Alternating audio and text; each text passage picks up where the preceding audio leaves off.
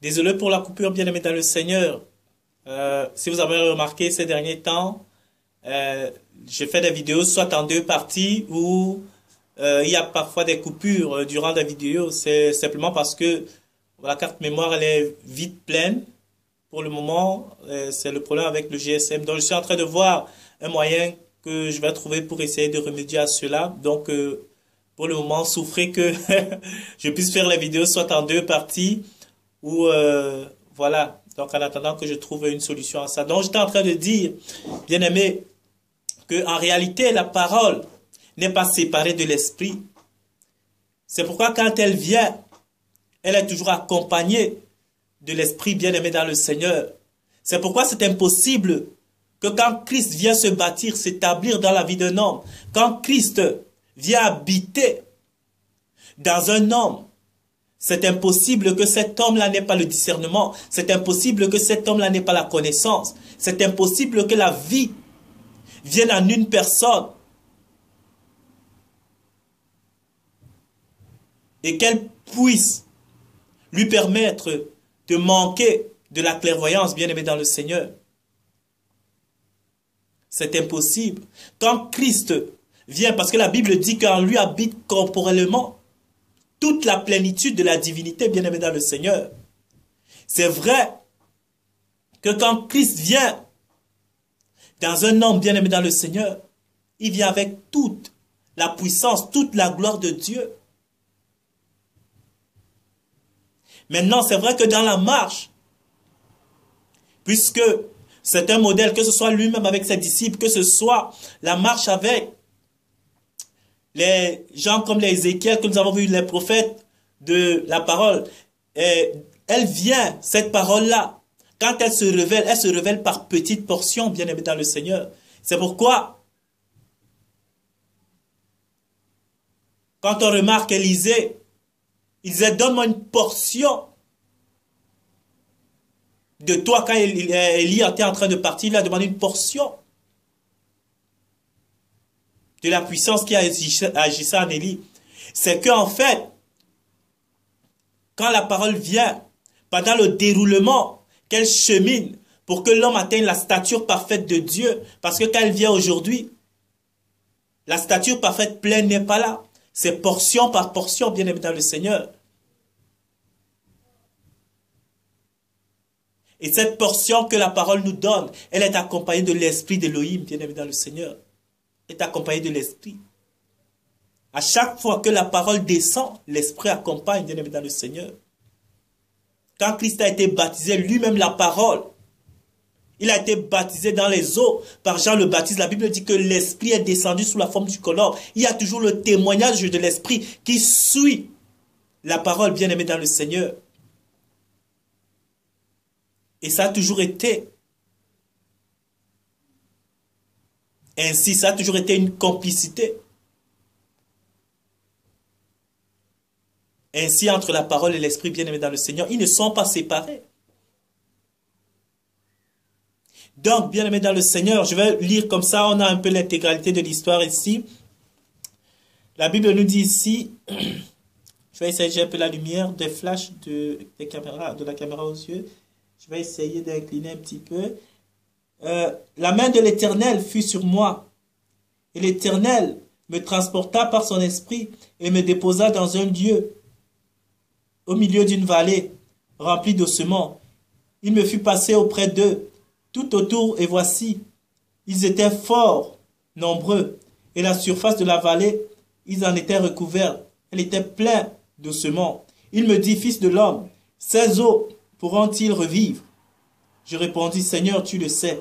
Il me dit, prophétise sur ces eaux et dis-leur, ossements desséchés, écoutez la parole de l'Éternel.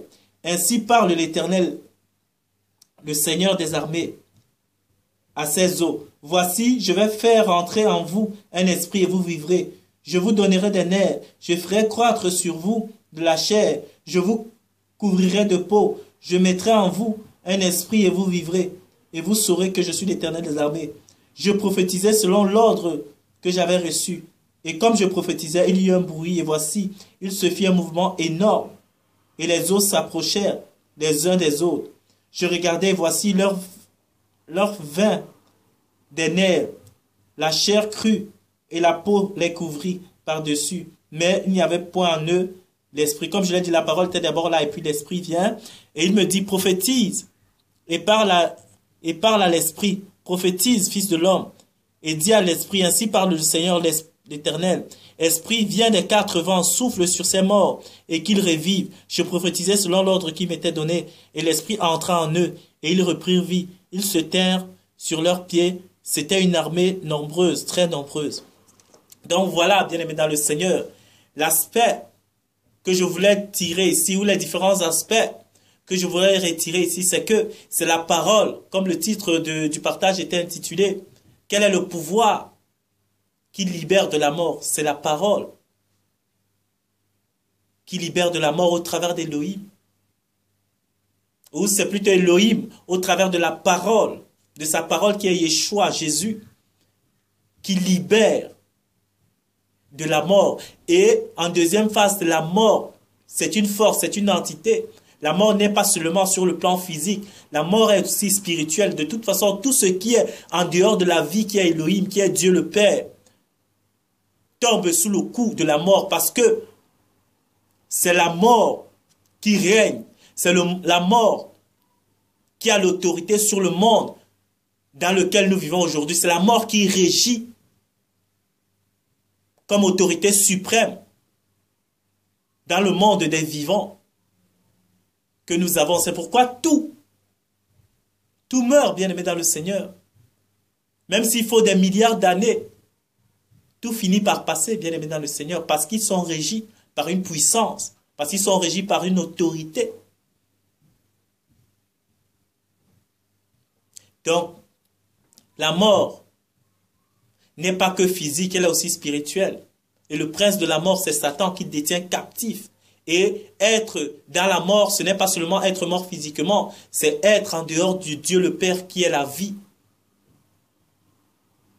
Et maintenant, Dieu le Père envoie Christ qui est sa parole, comme dans cette vision, pour pouvoir communiquer. C'est pourquoi il est impossible. La Bible dit que personne ne peut venir au Père sans passer par moi. Personne ne peut venir au Père si le Père ne lui attire lui-même. C'est impossible. Il faut que la force qui dompte les gens soit elle-même domptée pour pouvoir laisser libre les captifs qu'elle a entre ses mains, bien aimés dans le Seigneur, et la force qui est au-dessus de la force qui domine le monde à l'heure actuelle, du système du monde à l'heure actuelle. C'est Elohim, au travers de sa parole qui est Yeshua le Christ. Donc c'est pourquoi la parole est envoyée pour libérer. C'est cette parole-là qui a le pouvoir. Et quand elle vient aussi avec l'esprit qui nous ouvre la connaissance, qui nous réveille, qui nous rend conscients. Maintenant, on ne marche plus comme des aveugles. On a les yeux ouverts, on comprend le monde dans lequel nous vivons. Nous discernons les choses de manière convenable. Nous n'appelons plus ce qui est la vie la mort. Et nous n'appelons plus la mort la vie. Nous n'appelons plus pauvreté la richesse, ni la richesse la pauvreté, bien-aimés. Parce que nous voyons clair, non plus comme au travers d'un voile, mais l'homme qui est révélé par la parole, l'homme en qui la parole vient communiquer son pouvoir, sa force, sa vie. Il voit clair, il n'est plus esclave, il devient libre, bien-aimé dans le Seigneur. Il reprend vie, la véritable vie même, que le Père a toujours désiré pour cette personne-là. Et non pas la fausse vie, les strass et les paillettes que donne le monde, non plus l'existence que donne le monde. La vie, ce n'est pas l'existence. L'existence n'est pas la vie. On quitte l'existence pour entrer dans la vie. La plupart des êtres humains sur la terre existent.